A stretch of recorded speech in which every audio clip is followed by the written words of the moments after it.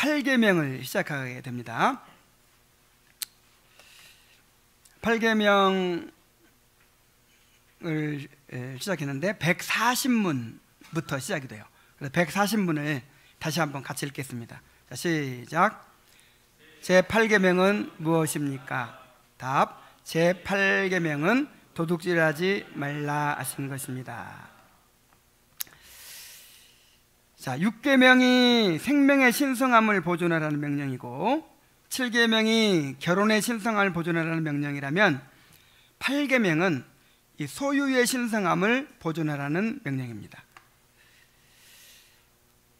이 재산이나 부는 하나님에 의해 창조된 것이며 하나님의 영광과 그를 위한 섬김에 사용되도록 인간에게 맡겨진 것입니다. 그러므로 이웃의 소유를 도둑질하지 말아야 하고 또 우리 자신의 소유를 잘 관리하고 사용해야 합니다. 그래서 이 8계명, 도둑질하지 말라는 계명은 하나님께서 맡기신 이 소유의 신성함을 보존하라는 명령이라는 것 기억하시면서 이 8계명의 중요한 전제들을 이제 몇 가지 서론적으로 살펴보겠습니다. 다음 주부터 8계명이 요구하는 의무, 또 8계명이 금하는 죄, 이걸 살펴볼 텐데 그 전에 8계명의 중요한 전제들을 살펴보겠습니다. 첫 번째로는 8계명은 사유재산권을 전제합니다. 자, 사유재산권이 뭐죠? 개인 소유의 재물을 갖는 것이죠. 자, 무소유. 자, 무소유가 하나님의 뜻이다 이렇게 주장하는 사람들이 있어요. 그래서 사유재산권에 대해서 인간의 죄에서 비롯된 것이다, 인간의 이기심 때문에 이 사유재산이 시작된 것이다, 이렇게 생각하는 사람들이 있단 말이에요. 그래서 정말 성령 충만하면 내 것이 없어야 된대요. 다 내놓고. 자, 그 근거로 초기 예루살렘 교회에 있었던 공동체 생활을 듭니다. 사도행전 4장 32절에 보면 믿는 무리가 한 마음과 한 뜻이 되어 모든 물건을 서로 통용하고 자기 재물을 조금이라도 자기 것이라 하는 이가 하나도 없더라 그랬죠. 그래서 많은 사람들이 예루살렘 공동체의 공동소유를 우리가 따라야 할 모범으로 생각합니다. 그러니까 우리가 계속해서 교회가 성령 충만한 상태가 되면 그냥 네 것 내 것이 없어진다는 거예요. 다 내놓고 그냥 공동으로 그냥 이렇게 초대교회 같이 된다는 거예요. 그래서 그런 초대교회를 꿈꾸는 사람들이 많고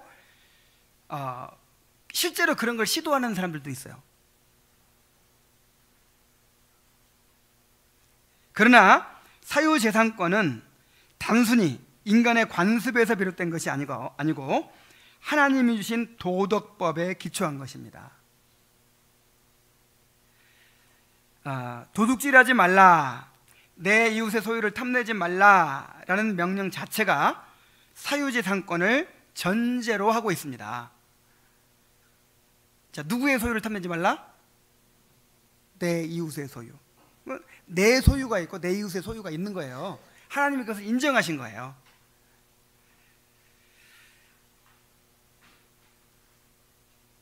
사유재산권은 하나님의 형상이 뭐냐면 주관하고 다스리는 것이 본질입니다. 우리가 하나님의 형상 할 때 그 본질이 뭐예요? 주권을 행사하는 거예요. 하나님 닮아서 주관하고 다스리는 거, 이게 하나님의 형상의 본질인데, 하나님의 형상으로 창조된 인간에게 하나님이 주신 권리입니다. 문제는 사유권에 있는 것이 아니라 사유권의 악용에 있는 것이죠. 이런 점에서 사유재산을 인정하지 않는 공산주의는 성경에 위배되는 사상입니다.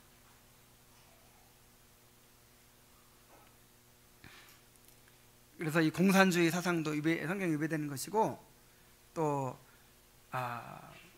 우리가 공동생활하자, 소유를 다 내놓고 네 것 내 것 없이 그렇게 하자, 이게 성경적인 것이 아닌 거예요.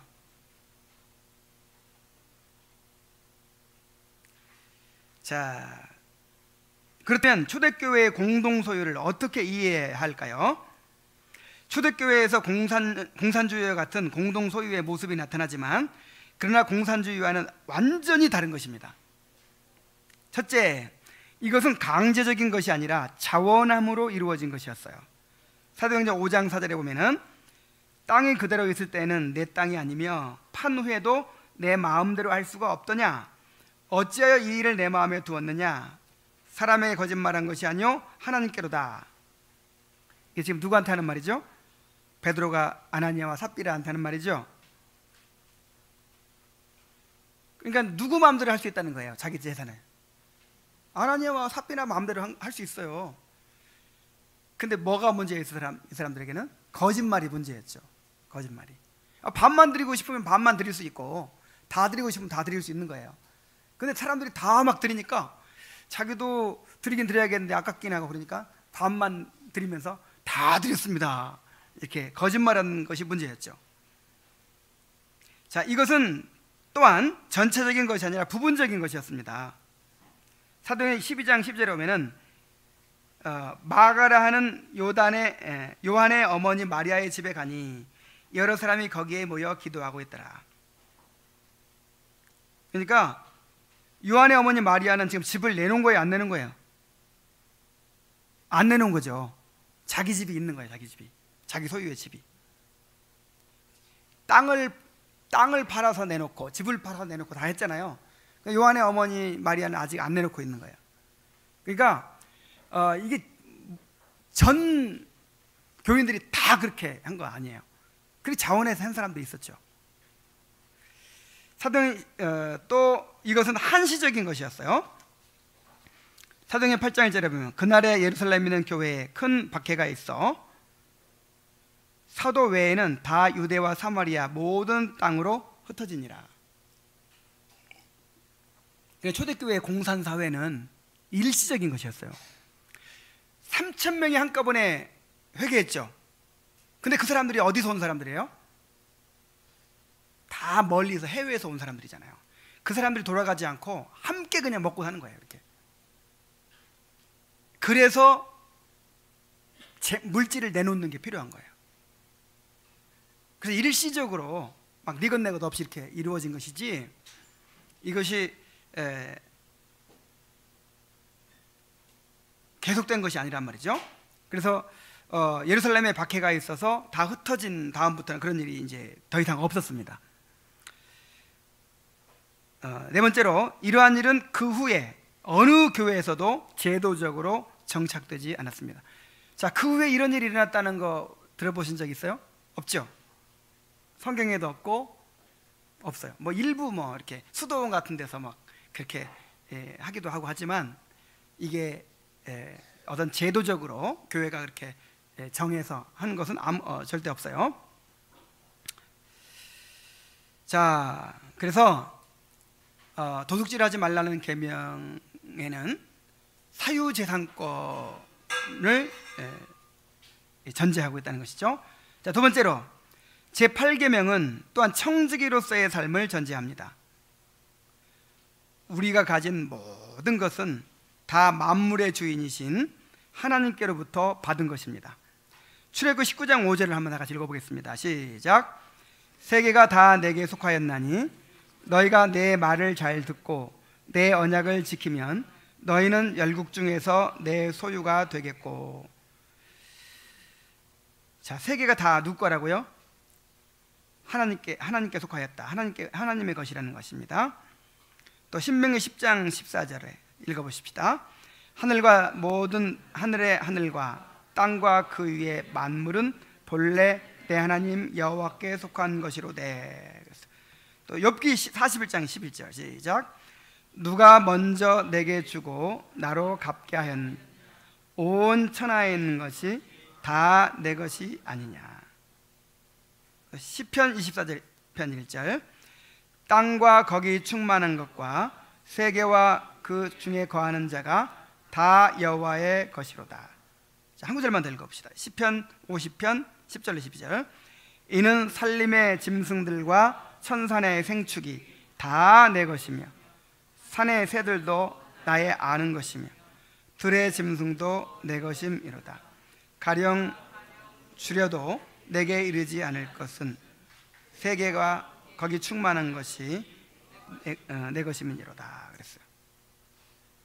자, 얼마나 철저하게 하나님의 것임을 주장하고 있습니까? 모든 것이 다 하나님의 것이에요. 그런데 하나님의 것을 하나님께서 하나님의 영광을 위하여 사용하라고 우리에게 관리를 맡기신 것입니다. 자, 우리에게 있는 것 중에서 우리 것인, 원래 우리 것은 아무것도 없어요. 다 하나님 것입니다. 심지어 이 몸까지도 하나님의 것입니다. 값으로 삼바되었다 그랬어요. 그런데 우리에게 맡겨주셨다는 거예요. 베드로전서 4장 10절을 읽습니다. 시작. 각각 은사를 받은 대로 하나님의 각양 은혜를 맡은 선한 청지기 같이 서로 봉사하라. 자, 하나님의 각양 은혜를 맡은 선한 청지기 같이. 청지기는 청지기인데 청지기가 아닌 사람이 아무도 없죠. 이 세상에 청지기 아닌 사람이 누가 있어요? 청지기라는 말은 관리인이라는 말이죠. 이 세상 모든 사람들이 다 관리인이에요. 근데 두 종류의 관리인이 있는 거예요. 선한 청지기, 악한 청지기. 선한 청지기는 하나님의 소유권을 인정하고 내 것이라고 주장하지 않고 이제 하나님을 위해 사용하는 거죠. 하나님의 목적을 위해 사용하는 거죠.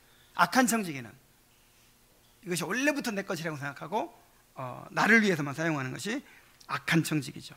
그래서 선한 청지기가 되라는 것입니다. 자, 고린도전서 6장 19절로 20절을 봅시다. 시작. 너희 몸은 너희가 하나님께로부터 받은 바 너희 가운데 계신 성령의 전인 줄을 알지 못하느냐. 너희는 너희의 것이 아니라 값으로 산 것이 되었으니 그런즉 너희 몸으로 하나님께 영광을 돌리라. 자, 내 몸 가지고 내 맘대로 하겠다. 그래서는 안 돼요. 내 몸이 아니라 누구의 몸입니까? 주님의 몸이죠. 그래서 주님의 영광을 위해 사용해야 돼요. 그러므로 8계명은 하나님의 소유권을 인정하고 하나님의 영광을 위하여 사용하라는 명령이에요. 그러니까 남의 소유를 빼앗지 말라, 이걸로 국한되는 것이 아니라 하나님께서 맡긴 소유를 올바른 목적으로 올바르게 사용하는 것이 8계명의 목적이죠. 자, 세 번째로 8계명은 또한 직업 윤리를 가정합니다. 직업과 이 8계명과 연관이 있어요. 하나님은 노동을 통하여 생계를 유지하도록 명하셨기 때문입니다. 창세기 1장 28절 읽어보겠습니다. 시작. 하나님이 그들에게 복을 주시며 하나님이 그들에게 이르시되 생육하고 번성하여 땅에 충만하라. 땅을 정복하라. 바다의 물고기와 하늘의 새와 땅에 움직이는 모든 생물을 다스리라 하시니라. 자, 사람에게 일을 주셨죠. 일을. 무슨 일입니까? 땅을 정복하라는 말은 관리하라는 말이에요. 관리하라. 땅을 잘 관리하라. 그리고 또 다스리라. 우리의 직업은 바로 땅을 정복하고 다스리라는 그 명령을 수행하는 일이죠. 그래서 하나님께서 창조하신 세계를 잘 보존하고 다스리는 그런 일이 우리에게 맡겨져 있는 거예요. 또 데살로니가서 4장 11절 12절을 봅시다. 시작. 또 너희에게 명한 것과 같이 조용히 자기 일을 하고 너희 손으로 일하기를 힘쓰라. 이는 외인에 대하여 단정히 행하고 또한 아무 궁핍함이 없게 하려 함이라. 자, 우리가 열심히 일해야 되는 이유는 뭡니까? 외인에 대하여 단정히 하고 남 피해 끼치지 말고, 그 다음에 또 스스로 궁핍하지 않도록, 나중에 나오지만 더 나아가서는 남을 도울 수 있도록 그렇게 열심히 일해야 돼요. 열심히 일을 안 하면 어떻게 돼요? 외인에 대하여 단정히 행할 수가 없어요. 피해를 끼치게 돼요. 의존해야 되니까. 그리고 내가 궁핍하게 되죠. 그래서 하나님께서 우리를 공급하시는, 우리의 필요를 공급하시는 방법은 노동입니다. 노동을 통해서, 열심히 일하는 걸 통해서 우리를 공급해 주시죠. 그러므로 물질 관리를 잘하려면 이 일을 열심히 해야 되는 것이죠. 그러므로 우리는 게으르지 말고 열심히 일해야 됩니다. 잠언 6장 6절로 11절에 읽어봅시다. 시작. 게으른 자여 개미에 가서 그가 하는 것을 보고 지혜를 얻으라. 개미는 두령도 없고 감독자도 없고 통치자도 없으되 먹을 것을 여름 동안에 예비하며 추수 때에 양식을 모으느니라. 게으른 자여 내가 어느 때까지 누워 있겠느냐? 내가 어느 때에 잠이 깨어 일어나겠느냐? 좀 더 자자, 좀 더 졸자, 손을 모으며 좀 더 누워 있자 하면 내 분궁이 강도같이며 내 곰핍이 군사같이 이르리라. 그랬어요.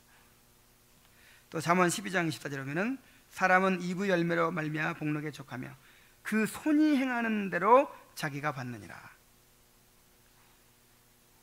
데살로니가후서 3장 10절에 보면은 우리가 너희와 함께 있을 때에도 너희에게 명하기를 누구든지 일하기 싫어하거든 먹지도 말게 하라 했더니 그랬어요. 그래서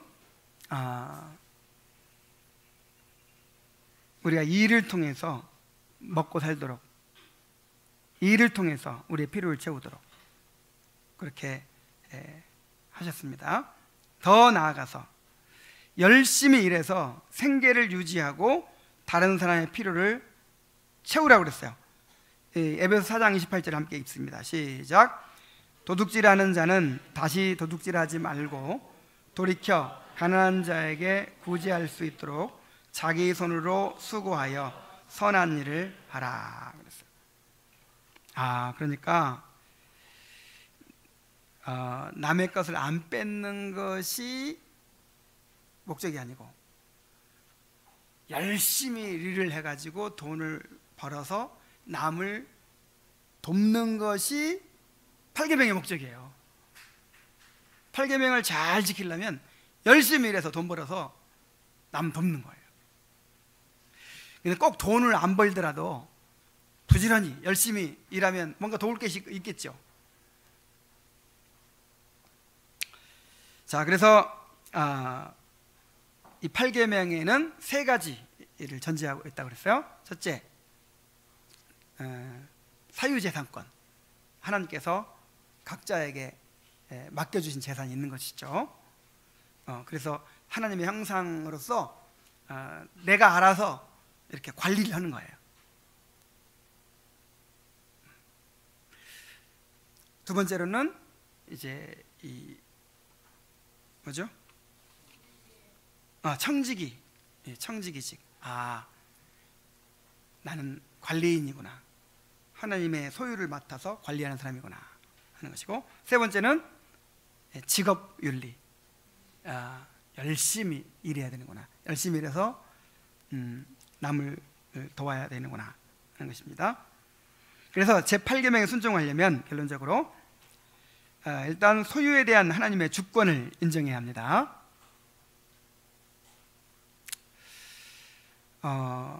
여러분에게 주어진 모든 것이 다 하나님의 것인 것을 믿습니까?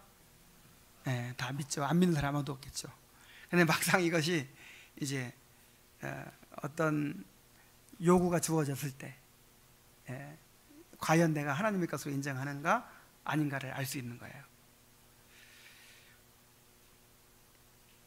두 번째로는 하나님의 공급하심을 신뢰해야 합니다. 자, 이 하나님의 공급하심을 신뢰하지 못하면 움켜쥐게 되죠. 움켜쥐게 되고 나눌 수가 없어요. 하나님의 영광을 제대로 사용할 수가 없어요. 그래서 하나님께서 끝까지 책임지시고 공급하신다는 것을 우리가 믿어야 합니다. 세 번째, 자신에게 주어진 것에 만족할 줄 알아야 돼요. 자족의 원리. 만족할 줄 모르면 어떻게 될까요? 끊임없이 욕망을 품겠죠. 더 가지고 싶어서 항상 모자라겠죠. 항상. 근데 현재 얼만큼 있든지 먹을 것과 입을 것이 있으면 족한 줄로 알아야 됩니다.